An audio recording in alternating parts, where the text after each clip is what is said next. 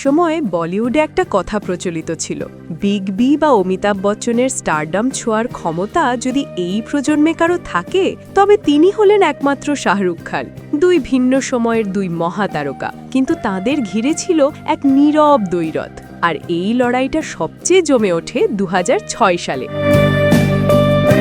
ফারহান আক্তার যখন সিদ্ধান্ত নিলেন অমিতাভের কালজয়ী ডন রিমেক করবেন এবং সেই জুতায় পা গলাবেন কিং খান, তখন অনেকেই ভ্রু কুঁচকেছিলেন। কিন্তু এই ছবির আড়ালেই লুকিয়ে আছে এমন কিছু গল্প যা সিনেমার চিত্রনাট্যকেও হার মানায়।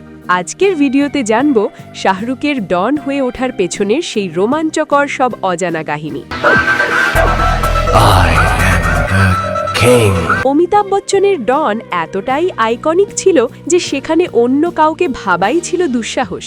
কিন্তু জানেন কি, ফারহান আক্তারের মাথায় শুরুতে শাহরুখ খান ছিলেন না। ফারহান প্রথমে চেয়েছিলেন এই রোলে হৃত্বিক রোশনকে কাস্ট করতে, কিন্তু প্রস্তাব পাঠানোর ঠিক আগেই তিনি মত বদলান। পরিচালকের মনে হয়েছিল ডনের চরিত্রের জন্য যে বিশেষ ক্যারিশমা বা ম্যাজিক দরকার তা একমাত্র শাহরুখই দিতে পারেন। আর এভাবেই ইতিহাস বদলে যায়।